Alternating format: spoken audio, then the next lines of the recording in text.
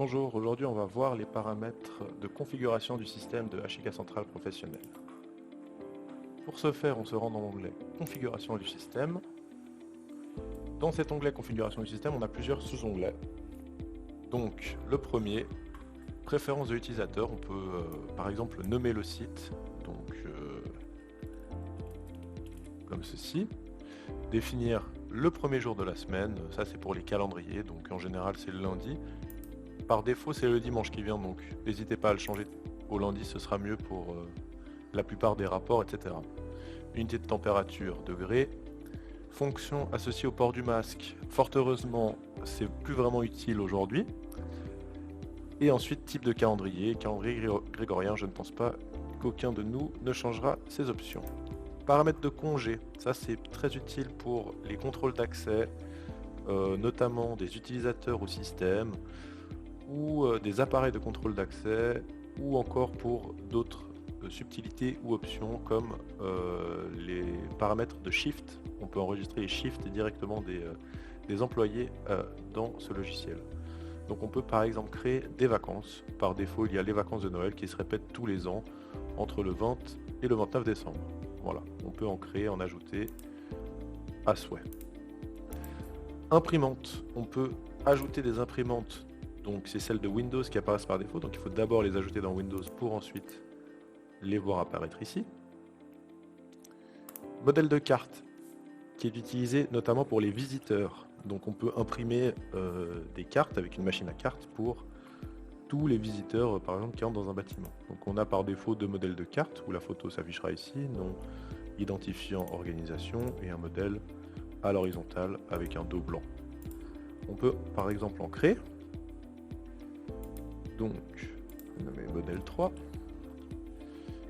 Et on peut insérer une image d'arrière-plan, par exemple, comme ceci. Tac. Alors, insérer une image. Voilà. Comme ceci. On peut ensuite, par exemple, rajouter une photo de l'utilisateur, son nom, son sexe et par exemple son numéro de téléphone. Et voilà notre modèle de carte qui a été terminé. On peut enfin l'ajouter. En ce qui concerne les paramètres réseau, on peut avoir les paramètres du NTP. Donc voilà un NTP par défaut. On peut le tester. Aucun problème, ça fonctionne. Et on peut également configurer le mappage WAN si nécessaire. On peut ensuite configurer les paramètres de l'Active Directory, donc d'un domaine. On peut en fait ajouter les utilisateurs directement via un domaine local ou distant. Donc on peut ajouter les adresses IP, les noms et tous les paramètres nécessaires. On pourra enfin créer tous les utilisateurs à partir de cet Active Directory et récupérer donc les informations de connexion directement depuis l'Active Directory. Protocole d'accès, donc ISUP qui est un protocole propriétaire HIK. Donc on peut autoriser les versions précédentes, ce qui n'est pas en général recommandé car on rend plus vulnérable aux attaques. On peut activer l'ONVIF via ici. Donc là on pourra ajouter les appareils ONVIF et autoriser l'inscription ISUP. Accès WAN, donc c'est pour offrir un accès externe au serveur, ce qui est aussi recommandé que si on sait ce qu'on fait. Donc voilà tous les ports par défaut qui sont inscrits là-dedans. On peut les changer évidemment au besoin et ajouter l'adresse IP externe du serveur. Voilà, par exemple, enregistrer et on aura un accès externe à HIK Central. Adresse de réception, il s'agit de la carte réseau enregistrée. On peut par exemple sélectionner d'autres cartes réseau au besoin. Stockage sur le serveur. Donc voilà, il y a un disque de stockage. On enregistrera les images directement dans le stockage. Pour enregistrer les vidéos, il faut installer le PStore, qui est le sujet d'une autre vidéo. Période de rétention des données. Donc ici, on peut régler. C'est en correspondance avec la loi sur la protection des données européenne. Donc on peut permettre par exemple la réservation d'un visiteur, ne retenir ces données que 10 jours etc., etc. Configuration d'email. Donc ici, on peut configurer les emails, faire un test, donc authentification sur un serveur avec un nom d'utilisateur et un mot de passe, paramètres SMTP à entrer, etc. Tout dépend du fournisseur d'adresse mail que vous utilisez.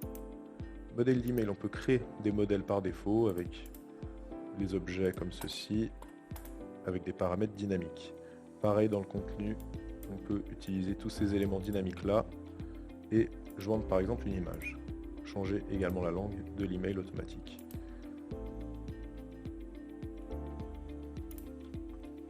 Donc les deux différents emails qu'on a là, c'est le premier pour le modèle d'email de rapport et le deuxième pour le modèle d'email d'événements et alarmes qu'on peut configurer.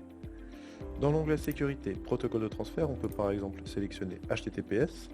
Par défaut, un certificat fourni par le système est auto-signé, donc il ne sera pas reconnu par les différents navigateurs.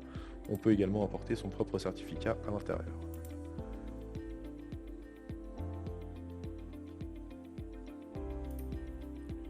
Ici, on peut avoir accès aux différents paramètres qui composent en fait les clés publiques et privées d'encryption entre les composants de HIK Central et le serveur, notamment pour le control client. Donc tout ça est généré par défaut, on peut s'amuser à le modifier, ou à l'exporter, ou à le transformer en cas de besoin. Exporter la photo de profil, donc ça c'est aussi un paramètre RGPD, par défaut c'est désactivé. Ça permet d'éviter une fuite des données du photo de profil. Mot de passe de données, on peut avoir accès du coup à la base de données, comme ceci. Tac. Et avoir accès à la clé, en tout cas au mot de passe qui donne accès à la base de données, notamment pour l'intégration tierce avec une API ouverte. On peut sélectionner du coup les utilisateurs qui ont accès à l'API ouverte et pouvoir faire des requêtes directement sur la base de données. Et également faire de la transformation de base de données de PostgreSQL vers une autre base de données en transformant tous les champs. Donc je laisserai les professionnels s'en charger directement. Par exemple, l'état de la température, on peut définir les plages de sortie, etc. afin de transformer toute la base de données du serveur dans une base de données externe. Paramètres avancés, 10 de secours, il est possible d'avoir deux serveurs HIK Central tournant côte à côte et d'en définir un comme étant un HIK Central, un serveur de secours simplement. Donc si le premier tombe, le deuxième sera activé. Donc il faut activer cette option sur celui de secours. Voilà, pardon. Il faut ici définir si c'est un serveur hôte ou un serveur de secours. C'est ici qu'on définit. Diagnostic, il est possible d'utiliser un serveur externe également de diagnostic. Cette clé permet de connecter du coup les deux serveurs entre eux. Pour cela, je vous laisse vous renseigner sur le serveur de diagnostic directement pour sa configuration. Enfin, réinitialiser les informations, on peut réinitialiser certains paramètres ici directement. Et enfin, information sur la société, il est possible d'ajouter un icône, le nom de la société, un numéro de téléphone et un email qui apparaîtront notamment sur les différents rapports. Et voilà, merci beaucoup.